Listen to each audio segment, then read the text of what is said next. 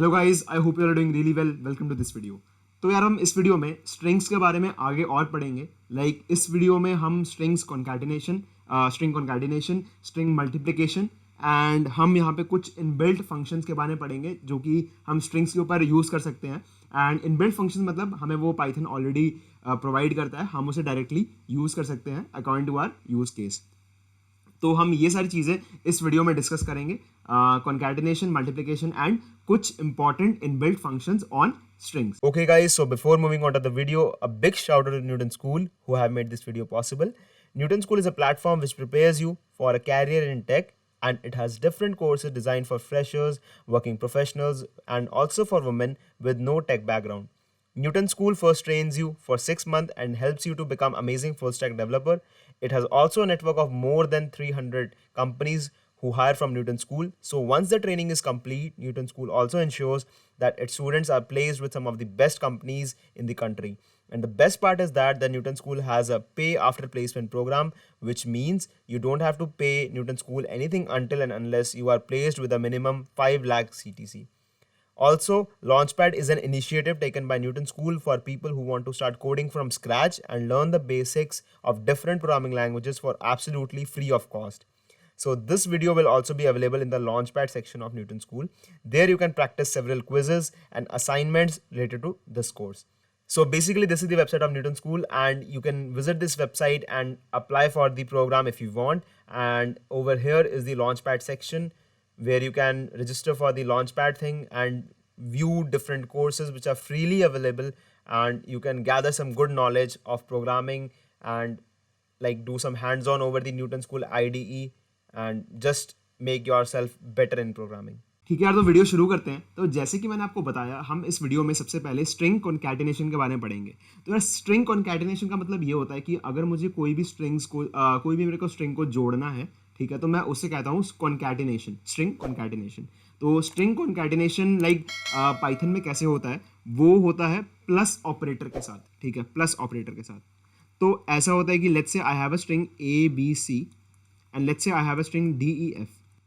मुझे इसको कॉन्कैटिनेट करना है, तो मैं बस इसके बीच में प्लस लगा दूंगा। तो स्ट्रिंग्स के बीच में अगर मैं प्लस लगाता हूँ तो इसका मतलब ये होता है कि मैं इन दो स्ट्रिंग्स को कॉन्कैटिनेट करना चाह रहा हूँ, ठीक है। तो मेरे को इसके बाद जो इसका आउटपुट रिटर्न होगा वो होगा, जो वैल्यू रिटर्न होगी या जो स्ट्रिंग रिटर्न होगी वो होगा A B C D E F, ठीक है। तो आई होप आपको इस चीज़ का आइडिया लग गया हो कि ये चीज़ कॉन्कैटिनेशन कैसे वर्क करती है। सिमिलरली अगर मैं let's say A B C plus D E F and मेरे पास लेट्स से कि कुछ और ऐसे स्ट्रिंग्स हैं यहाँ पे एंड मल्टीपल स्ट्रिंग्स हैं काफ़ी सारे, तो वो सारे स्ट्रिंग्स एक बार में कॉन्कैटिनेट होके एक स्ट्रिंग रिटर्न करेंगे एंड वो सारी जितनी भी स्ट्रिंग्स हैं वो कॉन्कैटिनेट हो जाएंगी। अब इसमें एक चीज़ ध्यान देने वाली है कि जो स्ट्रिंग एग्जिस्ट करती है A B C D E F, ठीक है, क्या वो चेंज होगी?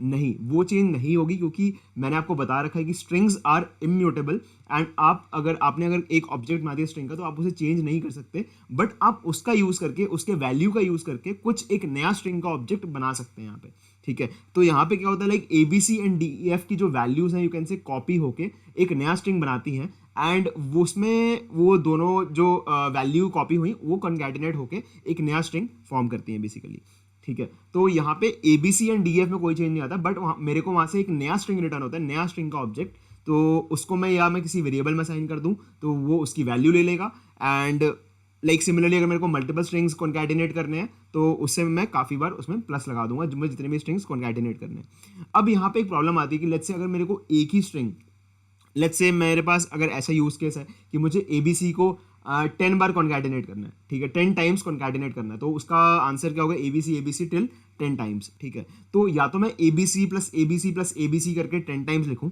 उससे बेटर क्या होगा कि यहाँ पे मैं मल्टीप्लिकेशन ऑपरेटर का यूज़ करूँगा। तो उससे होगा क्या कि ए बी सी इंटू 10, तो इसका मतलब ये होता है कि ए बी सी को आप 10 बार कॉन्कैटिनेट कर दो, ठीक है। इन सिंपल टर्म्स इसका मतलब होता है कि आप ए बी सी को 10 बार कॉन्कैटिनेट कर दो, तो इसका आउटपुट क्या होगा, A B C A B C A B C like 10 times, ठीक है। तो लेट्स से अगर मैं इसमें ऐसा लिखता हूँ कि ए इंटू 5, तो इसका आउटपुट होगा ए ए ए ए ए।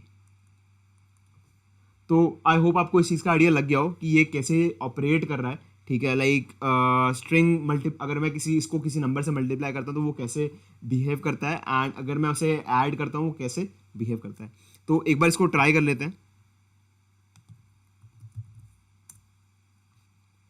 ओके, तो let's say I have a string s equals to A B C, and I have a string t जिसमें मैंने स्टोर कर दिया d e f। अगर मैं s प्लस टी करूँ तो मेरे को यहाँ पे आ रहा है A B C D E F. इसका मतलब ये हुआ कि वो दो स्ट्रिंग्स कॉन्कैटिनेट हो गए, बट क्या s और t में कोई चेंज हुआ? नहीं, s और t वैसे के वैसे ही हैं, क्योंकि स्ट्रिंग्स आर इम्यूटेबल। तो मेरे को उससे एक नई स्ट्रिंग बन के मुझे रिटर्न हो गई।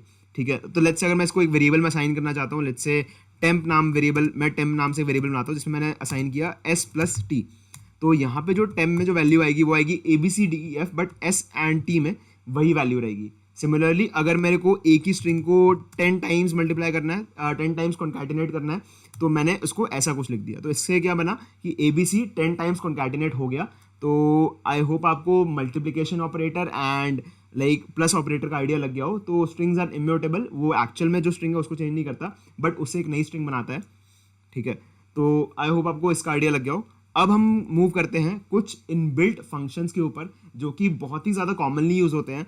तो मैंने यहाँ पे सारे इनबिल्ट फंक्शंस नहीं लिए, जो कि पाइथन में बहुत सारे इनबिल्ट फंक्शन होते हैं फॉर स्ट्रिंग्स, बट मैंने कुछ कॉमन सेलेक्ट किए हैं जो कि हम लाइक काफ़ी ज़्यादा फ्रीक्वेंटली यूज़ करते हैं प्रोग्रामिंग में।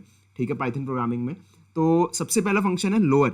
ठीक है, तो लोअर क्या करता है कि अगर आपकी स्ट्रिंग में कोई भी अपर केस कैरेक्टर है, ठीक है, अपर लोअर मतलब lower case and upper case, अगर आपकी स्ट्रिंग में कोई भी अपर केस कैरेक्टर है तो वो उसको लोअर केस में कन्वर्ट कर देगा। एंड लेट्स से अगर कोई बाकी कैरेक्टर्स हैं लोअर केस, या लेट्स से कोई नंबर है या कोई स्पेशल कैरेक्टर है, तो लोअर केस, तो अगर लोअर केस है तो वैसे का वैसे ही रहेगा, बट नंबर या स्पेशल कैरेक्टर्स में कुछ भी लोअर केस या अपर केस नहीं होता है। तो वो जो वैल्यू होगी वो वैसे की वैसी रहेगी, बट स्ट्रिंग में जितने भी अपर केस होंगे वो उसको लोअर केस में कन्वर्ट करके एक नई स्ट्रिंग रिटर्न करेगा।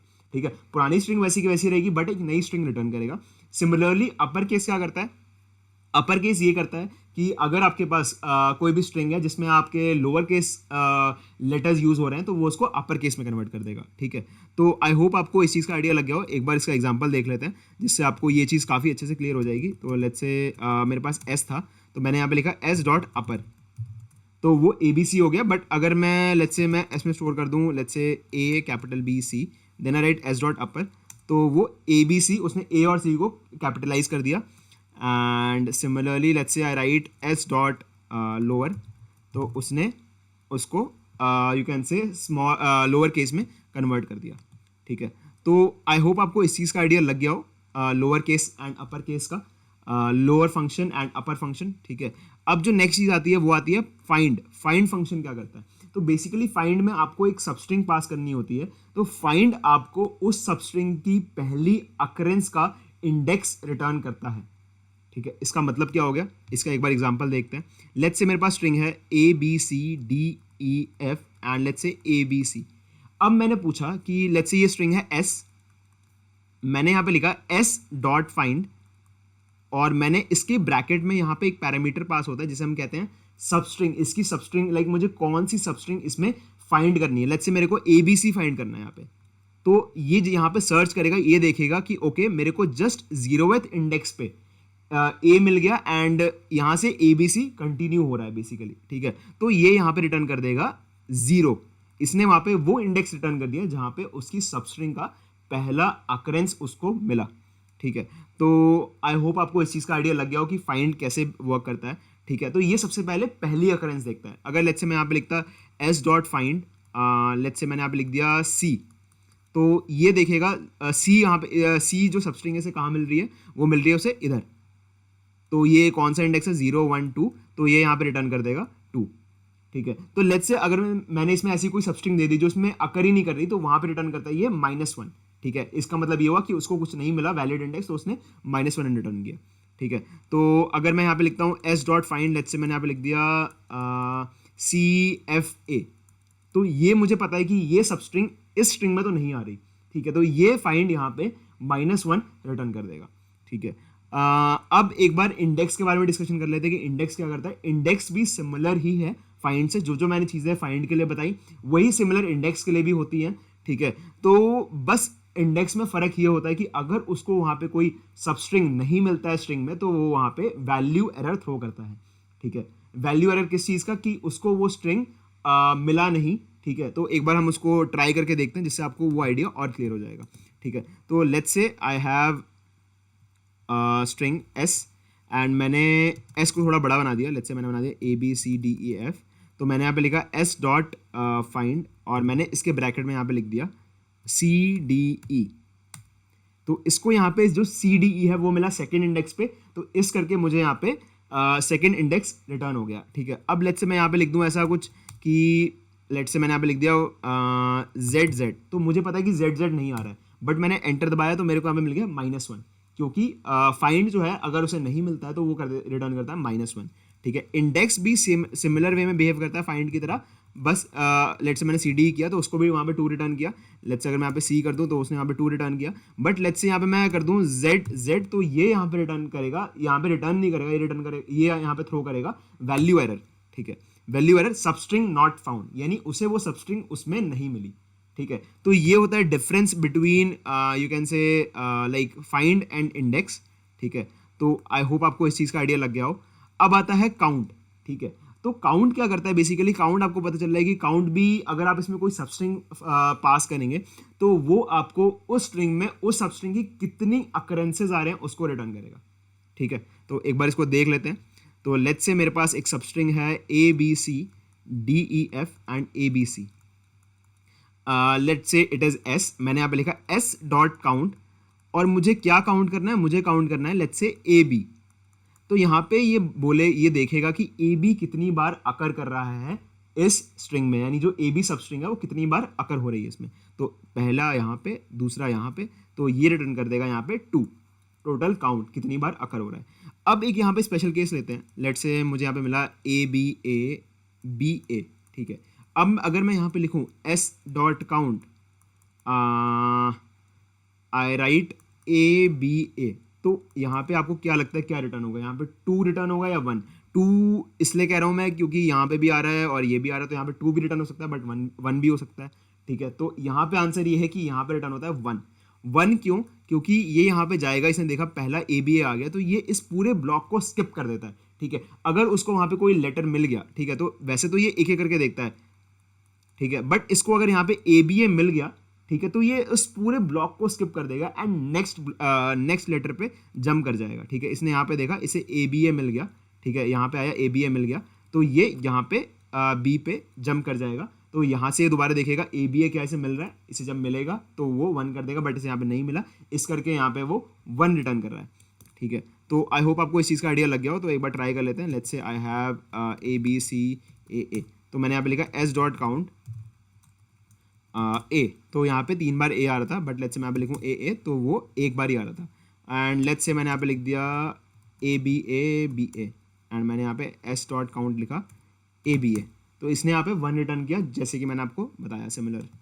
ठीक है, तो अब जो आता है वो आता है इज अल्फा। ठीक है, इज अल्फा ये चेक करता है कि क्या मेरे पास जो स्ट्रिंग दी है उसमें सारे अल्फ़ाबेट्स हैं कि नहीं। ठीक है, अगर उसमें एक भी न्यूमेरिक कैरेक्टर्स है तो वो वहाँ पे फॉल्स रिटर्न करता है। यहाँ पे ट्रू या फॉल्स, इज अल्फा, वो यहाँ पे क्वेश्चन पूछ रहा है, तो question like basically is alpha है या नहीं। ठीक है, तो एक बार चेक करते हैं। लेट्स से मेरा एस क्या है, ABA, सॉरी, तो लेट्स से मेरा एस है ABABA, तो मैंने यहाँ पे लिखा एस डॉट इज अल्फा, मैंने यहाँ पे लिखा, तो वो उसने रिटर्न किया ट्रू, क्योंकि एस में सारे अल्फ़ाबेट्स हैं। बट लेट्स से मैंने एस को चेंज कर दिया, यहाँ पे मैंने इसको असाइन कर दिया ABA 1 2 3। अब अगर मैं लिखूंगा तो ये रिटर्न करेगा फॉल्स। फॉल्स क्यों? क्योंकि यहाँ पे कुछ न्यूमेरिक कैरेक्टर्स आ गए हैं। ठीक है, तो अब एक बार लेट्स से मैं यहाँ पे स्पेशल कैरेक्टर @ डाल देता हूँ एंड लेट्स से मैं यहाँ पे ट्राई करता हूँ, तो इसने यहाँ पे रिटर्न किया फॉल्स, क्योंकि यहाँ पे @ इज स्पेशल कैरेक्टर, तो ये यहाँ पे सारे के सारे अल्फ़ाबेट्स ही चाहता है।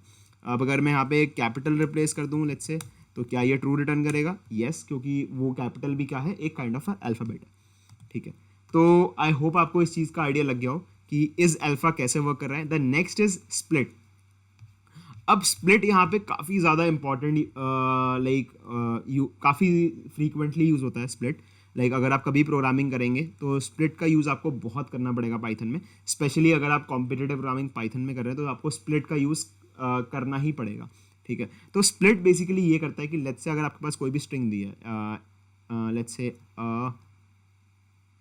Python, okay I will just change the sentence, the Python